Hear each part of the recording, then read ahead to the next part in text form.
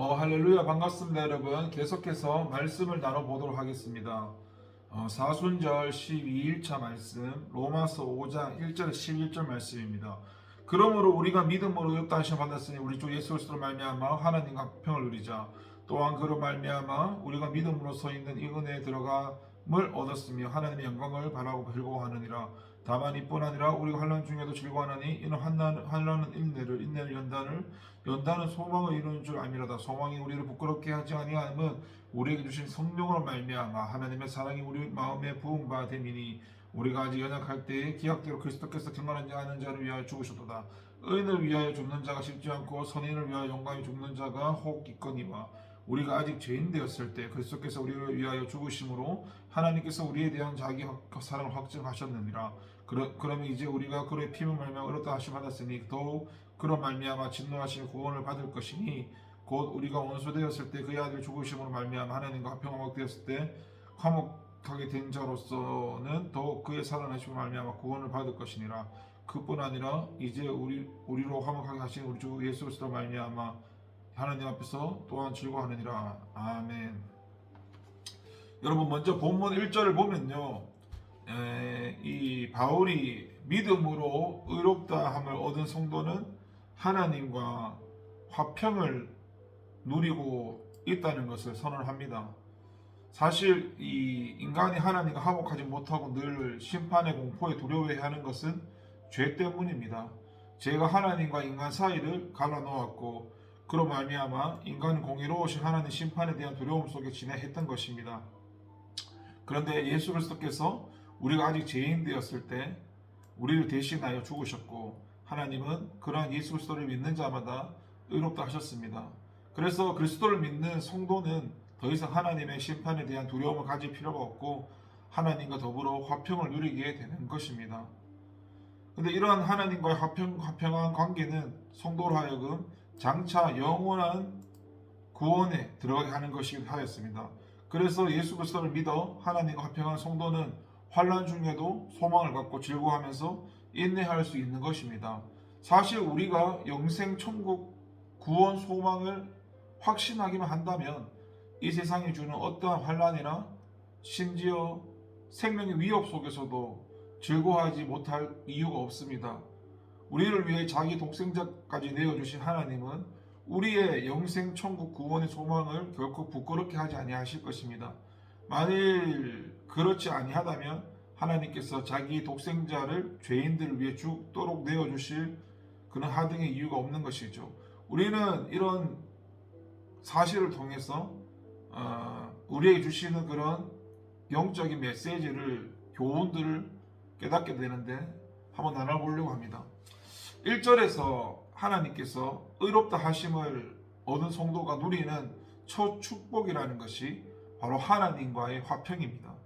1절은 하나님께 의롭다 하심을 받은 성도가 누리는 첫 축복에 대해서 증언하는데 바울은 우리가 믿음으로 의롭다 하심을 얻었은즉 우리 주 예수 그리스도로 말미암아 하나님으로 더불어 화평을 누리자고 했는데요. 이는 하나님께 의롭다 하심을 얻은 자는 하나님과 화평한 관계를 갖게 된다는 말이 다름 아닙니다.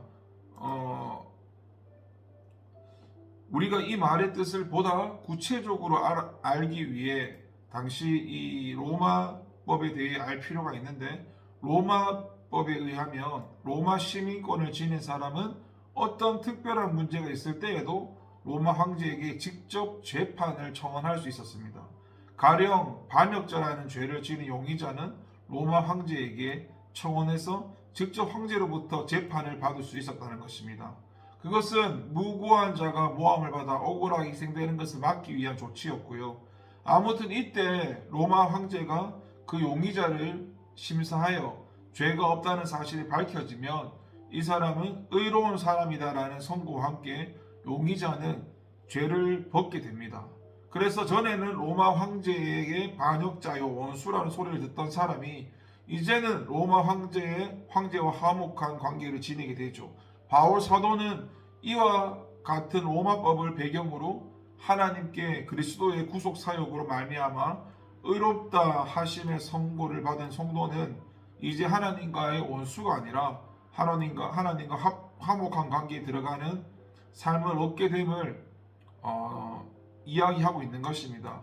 우리가 하나님을 모르던 때에는 하나님의 진노 아래에 있던 죄인이었고 그 영혼은 하나님의 진노로 말미암아 늘 불안했습니다. 그러나 이제는 예수 그리스도의 대속의 은혜를 믿음으로 인해서 모든 죄를 용서받고 하나님과 친근한 관계가 된 것이죠. 성령을 통해서 하나님을 두려워하지 않고 아바, 아버지라고 부를 수 있게 되었죠. 여러분, 이 세상에서 가장 두려운 일이 무엇일까요? 하나님과 원수가 되는 것입니다. 한번 생각해 보십시오.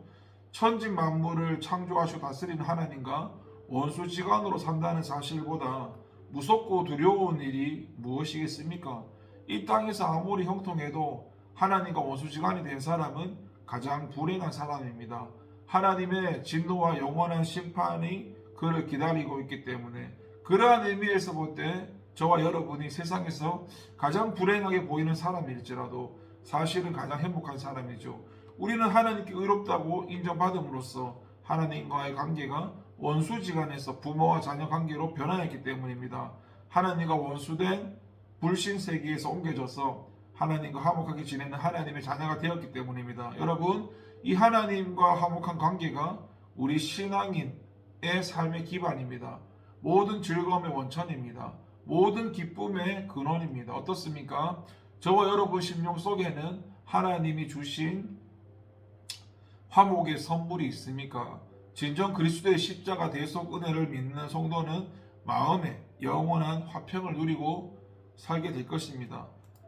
다시 한번 1절을 보니까 우리가 하나님과 화목할 수 있는 것은 예수 그리스도로 말미암아입니다. 1절을 보니까 우리가 믿음으로 이렇다 하심 얻었은즉 우리 주 예수 그리스도로 말미암아 하나님으로 더불어 화평을 누리자고 했는데 여기서 화평을 누리자라는 말에 이 말은 권유가 아니라 이미 화평을 누리게 되었다는 선언입니다. 그리고 이는 또한 의롭다함을 얻기 전에는 하나님과 화평의 관계가 아니라 불화의 관계였음을 말해주고 의롭다함을 받기 전 우리는 하나님에게서 단절된 존재였고 원수된 관계였고 하나님의 진노 아래 있었습니다. 그런데 이제는 어떻게 되었다는 겁니까? 하나님과 더불어 화평을 누리게 되었다는 것입니다. 이것이 어떻게 가능해졌을까요? 바울은 우리가 믿음으로 의롭다 하심을 얻었기 때문이라고 말씀합니다. 그렇습니다. 우리가 하나님과 화평의 관계를 맺게 된 것은 믿음으로 의롭다 하심을 얻었기 때문입니다. 그리고 계속해서 말씀을 나눠보자면 2절의 말씀이죠. 우리의 그 천국 영광에 대한 소망도 그리스도의 은혜 때문이라는 사실. 2절을 보니까 바울 사도는 예수 그리스도를 말미암아 하나님과 화평 관계 있는 성도는 또한 하나님의 영광을 바라고 즐거워해야 한다고 증언합니다. 여러분, 여기서 하나님 영광이라는 게 무엇일까요? 하나님과 또 그분과 관련된 모든 것을 가리키는데 하나님의 성품, 하나님의 은혜, 하나님이 거하시는 천국 등 모든 것이 하나님의 영광입니다. 저와 여러분은 하나님을 사랑하는 자요, 하나님의 성품과 그 진리도 사랑하는 것입니다. 그리고 하나님이 주시는 영광스러운 하늘의 기업의 소망을 지니고 삽니다. 천국의 영광을 삶의 소망으로 삼고 사는 것이 성도의 삶입니다. 이렇게 하나님의 영광을 사모하고 그것을 삶의 소망으로 삼는 저와 여러분이 되길 바랍니다. 그리고 이런 축복도 그리스도의 은혜로 얻는 것입니다. 주님께서 당신이 누린 하늘의 영광을 우리 성도에 나눠주신 까닭입니다. 성경은 모든 사람이 죄를 범하였으되 하나님의 영광에 이르지 못하나니 라고 했는데 사람은 율법 행위로 하나님의 영광을 누릴 수가 없고 도덕적인 수양으로 하나님의 영광에 이르지 못합니다. 우리 인간들은 모두 스스로는 하나님의 영광에 이르지 못하는 자신의 구원에 전적으로 무능력한 죄인이었습니다. 그러나 예수 그리스도를 구주 영접한 성도들은 다릅니다. 그리스도께서 당신을 섬기는 성도들도 당신과 함께 장차 하늘의 영광의 보좌에 앉게 된다고 하셨습니다. 또 먼저 하늘로 가셔서 성도가 거할 곳에 예비해 놓으셨다고 하셨습니다. 또 주님을 믿는 자는 주님과 같은 영광의 부활을 하게 될 것이라 말씀하셨습니다. 그래서 저와 여러분들이 천국의 영원한 영광의 소망을 두고 살 수 있는 것이죠. 우리의 힘과 공로로는 결코 하나의 영광을 누릴 수는 없지만 오직 예수 그리스도의 대속의 은혜와 언약을 믿음으로 하나님의 영광을 바라고 즐거워하는 것입니다. 그래서 우리는 그리스도의 은혜를 떠나면 결코 하늘 영광에 참여하지 못한다는 사실을 기억해야 되고 물론 천국에 대한 소망도 빼앗기게 될 것입니다. 따라서 우리는 하나님의 영광에 대한 소망을 주신 그리스도께 늘 감사하는 성도가 되어야 합니다. 그래서 이 소망을 굳게 붙들고 죄와 세상과 사단의 공격을 극복하는 저와 여러분이 되기를 바랍니다. 그리고 계속해서 3절의 말씀을 나눠보니까 기독교 신앙은 환난 중에도 즐거워하는 신앙입니다. 3절에 보니까 다만 이뿐 아니라 우리가 환난 중에도 즐거워하나니, 환난 중에도 즐거워한다라고 하였습니다. 이 말은 역으로 보면 기독교인도 환난을 당한다는 말이고요. 기독교인이라고 해서 세상에서 환난을 당하지 않는 것은 아닙니다. 많은 성도들이 하나님만 믿으면 환난도 당하지 않고 늘 만사 형통하리라 생각합니다. 그러나 그것은 오해고요. 그러한 오해 때문에 많은 성도들이 환난을 당할 때 낙심하고 원망과 불평이 빠집니다. 여러분, 우리가 영화된 후 그 천국에서는 더 이상 환난이 없을 것입니다. 그것은 늘 기쁨만이 넘치고, 하지만 우리가 이 땅에 사는 동안은 환난을 피할 수가 없습니다. 우리가 살고 있는 이 세상은 하나님의 아들이신 우리 주님마저도 십자가에 못 박아 죽인 것입니다. 이 세상은 사단이 공중권세 잡고 지배하는 곳입니다. 그러므로 하나님의 사람들이 세상에서 환난을 당하는 것은 당연한 일입니다. 오히려 환난을 당하지 않는다면 그것이 이상한 말이죠. 그래서 주님께서는 너희는 세상에 속한 자가 아니요 도리어 세상에서 나의 택함을 입은 자임. 그래서 세상이 너희를 미워한다라고 말씀했습니다. 또 사도 바울은 우리가 하나님 나라에 들어가려면 많은 환난을 겪어야 할 것이라 했죠. 기독교인이라고 해서 환난이 없는 것이 아닙니다. 오히려 세상 사람보다 더 많은 환난을 당하기도 하죠. 중요한 것은 기독교 신앙은 즐거워하는 신앙이라는 것입니다. 본문을 다시 보십시오. 우리가 환난 중에 즐거워한다라고 하였습니다. 여러분, 환난 중에 어떻게 즐거워할 수 있습니까? 환난 자체는 결코 즐거움이 아닌 것이 아닙니까? 성경도 그것을 인정합니다. 그렇다면 환난 중에 어떻게 즐거워할 수 있습니까? 기독교인도 감정을 지닌 인간입니다. 또 고통을 즐기는 그런 메조키스트도 아닙니다. 그런데 어떻게 즐거워하라는 말일까요? 여러분, 환난 자체만 보면 우리는 결코 환난 중에 즐거워할 수 없지만 환난은 그저 고통스러운 것일 뿐이죠. 그러나 우리가 환난 너머에 있는 영광을 바라본다면 우리는 능히 환난 중에 즐거워할 수 있습니다. 바울은 로마서 8장 18절에서 생각하건대 현재의 고난은 장차 우리에게 나타날 영광과 비교히 비교할 수 없다고 했는데요. 여러분, 장차 우리에게 나타날 영광이 어떤 것입니까? 그것은 천국의 영광입니다. 우리가 감히 상상하기조차 어려운 영광입니다.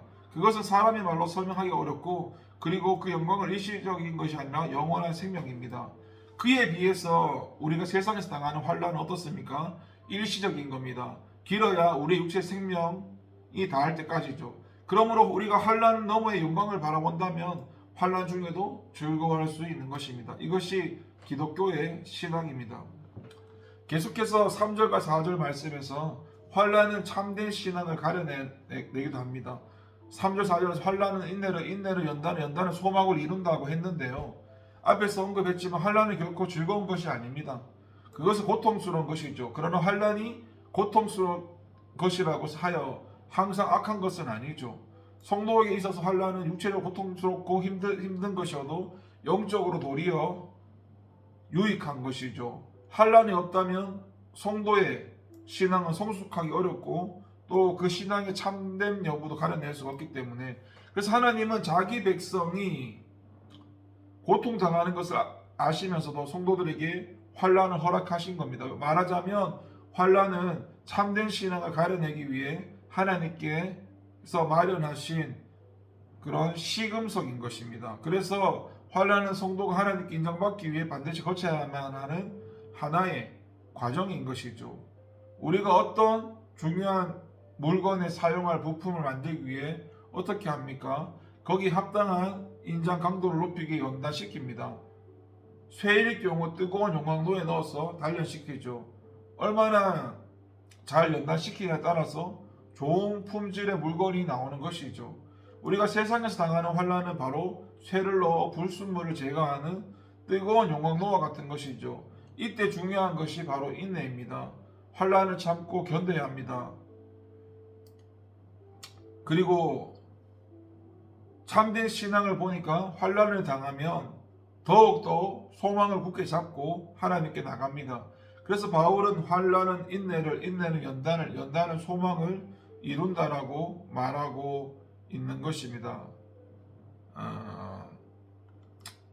그리고 계속해서 말씀을 나눠서 8절 말씀을 보니까 예수님의 십자가 대속 사건은 우리를 향한 하나님의 사랑의 결정적인 증거인데 8절에서 우리가 아직 죄인되었을 때 그래서 우리를 위해서 죽으심으로 하나님께서 우리에 대한 자기의 사랑을 확증하셨다고 했습니다. 말하자면 죄인을 위한 예수님의 십자가 대속 사건이 하나님의 사랑을 입증하는 결정적인 증거라는 겁니다. 우리가 알고 있는 사랑이란 단어는 매우 추상적인 단어죠.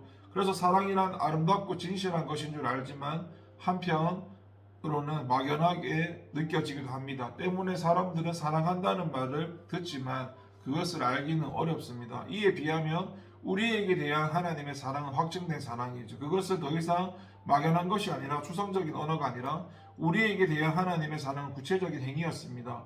눈으로 볼 수 있고 느낄 수 있도록 확연하게 드러난 것이죠. 그러므로 누구든지 우리에게 대한 하나님의 사랑을 알 수 있습니다. 그렇다면 우리에게 대한 하나님의 사랑은 구체적으로 어떻게 확정되는 것입니까? 바로 그리스도의 죽음으로 확증되었습니다. 7절을 보니까 의인을 위하여 죽는 자가 쉽지 않고 선인을 위하여 용감히 죽는 자가 혹 있거니와, 이 말은 드물긴 하지만 의로운 자를 대신해 죽는 사람이 간혹 있다는 말입니다. 사실이죠. 세상에는 외로운 자를 대신해 죽음 당하여 이 세인들에게 칭송을 받는 사람이 간혹 있습니다. 그들은 정의를 추구하고 앞장선 사람 또는 선한 일을 많이 하는 사람을 위해 기꺼이 자기 목숨을 바치죠. 그리고 그것은 분명 사랑이라 할 수 있습니다. 그러나 그 어떤 사람도 죄인을 위해서 목숨을 버리진 않죠. 사람들은 죄인을 향해서 비난할 뿐입니다. 의인을 통해 죽는 일도 쉽지 않거든 어떻게 죄인을 위해 죽을 수 있겠습니까? 그러나 우리 주 그리스도 예수 그리스도께서는 죄인을 위해 죽으셨습니다. 여러분, 예수 그리스도가 어떤 분이십니까? 무죄하신 하나님의 아들입니다. 하나님의 영광의 본체십니다. 곧 성자 하나님이십니다. 그러한 성자 하나님께서 죄인을 위해 죽으신 것입니다. 6절에 보니까 우리가 아직 연약할 때 그리스도께서 경건치 않는 자를 위해 죽으셨다고 하였습니다. 또 본절은 우리가 아직 죄인 되었을 때 그리스도께서 우리를 위해 죽으셨다고 했습니다. 또 10절에 보십시오. 우리가 죄인 되었을 때 우리를 위해 그리스도께서 죽으셨다고 하였습니다. 그리스도께서 위하여 죽어 주신 자들은 경건치 않은 자, 죄인, 원수로 불리는 무리들이었습니다. 여러분, 이것이 하나님의 놀라운 사랑입니다. 하나님의 사랑은 이렇게 우리에게 나타난 바 되어 있죠. 예수님의 십자가 대속 사건은 우리를 향하신 하나님의 사랑 결정 증거인데, 그러므로 참으로 우리는 하나님의 사랑에 대한 결정적 증거를 가지고 있습니다. 여러분, 이 사랑의 증거 앞에서 가슴이 저려집니까? 그래도 하나님의 사랑을 의심하시겠습니까? 조그만한 시련과 역경을 당한 것으로 하나님은 나를 사랑하시지 않나 보다라고 생각하시겠습니까? 여러분, 하나님의 사랑은 우리에게 넘치도록 부은 바 되었습니다. 이 가운데에서 이 사랑을 느끼며 날마다 기도뿐만 아니라 날마다 기쁨과 감사 속에서 신앙생활 하시기 바랍니다. 계속해서 9절의 말씀을 보니까 이 주님의 십자가에 나타난 하나님의 사랑이라는 것이 우리의 천국 구원의 확실한 보장이 됩니다. 9절에 보니까 그러면 이제 우리가 그 피를 인하여 의롭다 하심을 얻었은즉 더욱 그로 말미암아 진노하심의 구원을 받을 것이요. 바울은 지금 그리스도의 십자가를 통해서 확증된 하나님의 사랑을 근거로 해서 성도의 구원의 확실성을 강조하고 있는데, 바울의 이러한 확신대로 우리의 구원은 의심할 수 없는 사실이고, 그것은 그리스도의 십자가를 통한 하나님의 사랑이 언제 나타났는지 살펴보면 분명히 알 수 있는데, 6절에 보면 바울은 우리가 아직 연약할 때, 8절에 보니까 우리가 아직 죄인 되었을 때, 10절에서 우리가 원수 되었을 때 그리스도께서 우리를 위하여 죽으셨다 했습니다. 하나님 우리에게 전혀 소망이 없을 때, 하나님의 사랑을 받을 만한 가치가 전혀 없을 때, 하나님과 원수되어 하나님을 대적할 때 하나님 아들을 보내어 우리를 대신하여 죽게 하심으로 우리에 대한 당신의 사랑을 확증하셨습니다. 그러면 바울이 말하는 지금 어떠한 매일입니까? 지금은 어떠한 때입니까? 이전과는 전혀 달라진 때죠. 예수 그리스도의 피와 그에 대한 믿음으로 인해서 의롭게 된 때입니다. 예수 그리스도를 말미암아 하나님과 화목한 때이죠. 그러니 어떻겠습니까? 더욱 하나님은 하나님의 사랑과 은혜를 입지 않겠습니까? 그래서 바울은 본절에서 이렇게 말합니다. 더욱 그로 말미암아 또 진노하심에서 구원을 얻을 것이니 또 10절에 보니까 더욱 그의 사르심으로 인하여 구원을 얻을 것이니 더욱이라는 더욱 즉 우리의 천국 구원은 더욱 확실한 것입니다. 우리의 구원은 내가 의롭고 선하기 때문에 얻어진 것이 아니라 만약 그렇다면 내가 의롭고 선하지 못하게 된다면 다시 구원을 상실할 수도 있을 것이죠. 그렇다면 우리가 어떻게 구원을 확신할 수 있겠습니까? 여러분, 그리스도의 고민 중 가장 큰 고민은 구원에 대한 확신이었습니다. 그리스도께서 나의 죄를 위하여 십자가에서 희생되셨다는 사실은 그리스도인이라면 누구나 알고 믿는 내용입니다. 그리고 그 십자가 대속 은혜를 믿으며 하나님께 모든 죄를 사함받고 하나님과 화목한 관계에 들어가는 사실도 알고 있습니다. 그러나 자신을 보면 장차 영생 구원을 받게 될 것인지 의심이 갑니다. 하나님을 섬긴다고 하면서 온갖 과오를 범하고 하나님 원하시는 거룩한 자가 되지 못하는 자신을 발견하게 됩니다. 그럴 때 성도들은 하나님 앞에 열등감을 느끼고 늘 정죄한 감을 느낍니다. 그리고 과연 내가 천국 구원을 얻게 될지 확신하지 못합니다.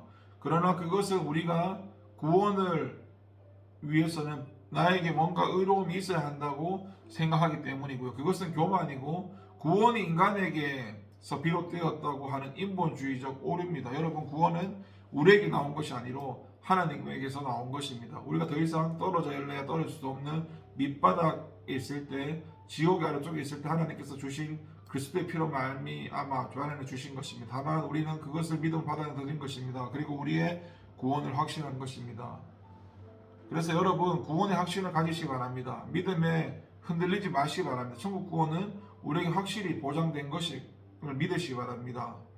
그리고 계속해서 9절과 10절에 보니까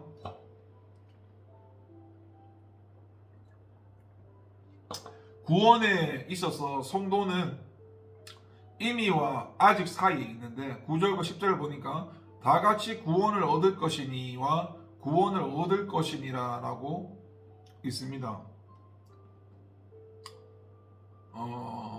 이 말들을 잘 살펴보면요, 모두 미래형입니다. 장차 구원을 받게 될 것이란 말이죠. 이 말을 역으로 보면 우리는 아직 구원받은 것이 아니란 말이 되죠. 이렇게 볼 때 바울의 말은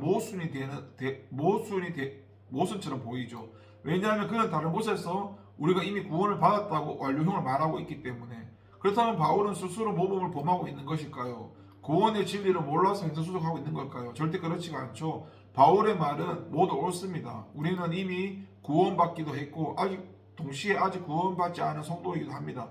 우리가 예수 그리스도를 믿게 되면 그 순간 우리는 구원을 받죠. 곧 예수 그리스도께서 말미암아 의롭다 하심을 받고 죄의 농노릇하면서 해방되어 의의 종노릇하면서 멸망의 자리에서 영생의 자리로 옮겨움 받게 되는 것이죠. 그러한 의미에서 예수 그리스도를 믿는 성도는 다 이미 구원을 받은 것이고, 그러나 동시에 우리는 세상에 살면서 같은 고통을 당하게 됩니다. 우리는 인간에게 있어서 최고의 고통이라고 할 수 있는 육적 죽음이라는 고통을 당해야 하고, 이렇게 볼 때 우리는 아직 구원을 받은 것이 아닙니다. 말하자면 우리는 이미 구원을 받았으니 아직은 불편한 구원을 받은 것이죠. 우리가 영원한 구원을 받으려면 아무 고통도 없이 영육간에 영생하는 천국에 들어가야 됩니다. 그런데 그러한 일은 예수님께 다시 오셔야 이 세상을 심판하실 미래의 일입니다. 그러한 의미에서 바울은 본문에서 구원을 받았다고 하지 아니하고 구원을 받을 것이라고 말하고 있습니다. 성도에게 있어서 구원은 이미와 아직 사이에 있습니다. 우리는 이 사이를 흔히 성화 기간이라고 하는데, 우리는 이 사실을 잘 알아야 합니다. 그래서 이미 구원받은 사실로 인해 감사하고 기뻐하되 자만하지 말고 긴장감을 갖고 완전한 구원이 이르기까지 더욱 신앙의 정진에 힘써야 됩니다. 물론 우리가 신앙의 정진에 힘쓰지 않는 것은 아직 남은 구원이 우리의 노력 여하에 달려있기 때문은 아닙니다. 이미 구원을 받은 자는 아직 남은 구원도 받게 되어 있습니다. 그것은 성경이 가르치는 명백 사실이고, 한번 구원의 은혜를 입은 자는 결코 구원에서 떨어져 나가지 않습니다. 그러나 앞에서 말씀드렸다시피 이미 구원받은 자는 더 이상 죄의 종노릇 하지 않습니다. 죄로 오염된 육체를 입고 있어서 일시적으로 죄 가운데 빠질 수는 있지만 즉시 회개함으로 죄의 종노릇을 하게 됩니다. 만일 이 시스템이 제대로 작동하지 않는다면 그는 이미 구원을 받은 자를 할 수 없습니다. 여러분이 구원받은 자임을 확증해 보이실 뿐만 아니라 장차 마지막 때의 완전한 구원, 곧 영화에 다 들어가는 축복 누리시 바랍니다. 여러분 11절을 보니까 성도의 즐거움은 용서받는 자의 즐거움입니다. 11절에서 바울사도가 성도의 즐거움은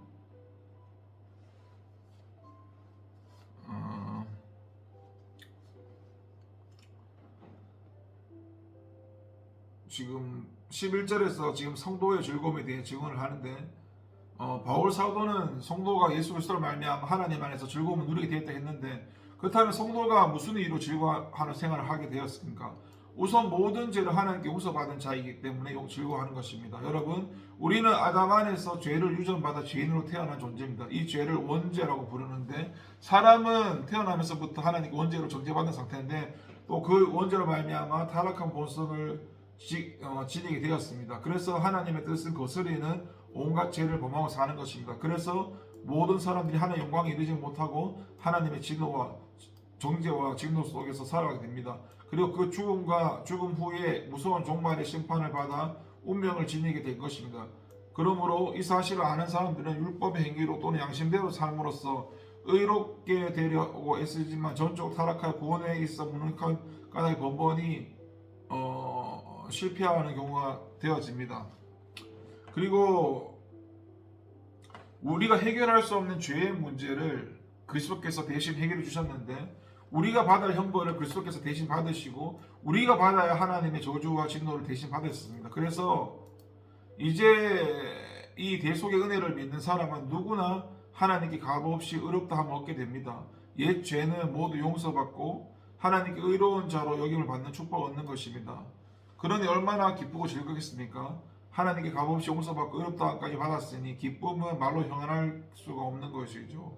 계속해서 성도의 즐거움은 하나님의 영광을 얻을 것임을 대한 즐거움입니다. 11절에서 다시 한번 생각해 보시기 바랍니다. 본문에서 11절에 이 즐거워하다, 이걸로 번역된 헬라어가 카우코메노이라는 말인데, 이 말은 원래 자랑하다는 뜻을 지녔습니다. 성도의 즐거움은 자랑할 만큼 즐거운 것이 의미입니다. 그 이유는 그리스도와 함께 하나님의 나라의 영광을 분기수로 받는 언약을 받았기 때문에. 여러분, 좋은 차를 산 사람은 친구들이 자랑하기를 즐거워합니다. 좋은 집을 산 사람 마찬가지죠. 그러나 그 차와 집이 영원한 것이 아니죠. 낡고 쇠하고 무너지지 않는 것들입니다. 그러므로 그 기쁨과 또한 영원할 수 없습니다. 그러나 성도가 누리는 기쁨과 즐거움은 영원합니다. 왜냐하면 영원하신 하나님의 영광을 얻으시기 때문입니다. 또한 그리스도처럼 영광스러운 부활을 하게 됩니다. 그리스도처럼 영생을 누리는 존재가 됩니다. 그리스도와 함께 영원한 천국 기업으로 받게 될 것입니다. 그래서 성도의 즐거움은 일시적인 즐거움이 아닙니다. 영원한 즐거움이고, 또 환난과 고난이 닥쳐도 즐겁습니다. 이 땅에서 어떤 일을 만나도 천국을 예약해 놓았기 때문에 환난과 고난 속에서 즐거워할 수 있습니다. 이 즐거움으로 주님께 충성하고, 이 즐거움으로 사단의 시험도 이깁니다. 이 즐거움으로 고난도 인내하고 극복할 수 있죠. 그리고 더 나아가 자신이 받은 축복을 이웃에 자랑하면서 살아야 합니다. 이것이 곧 간증이고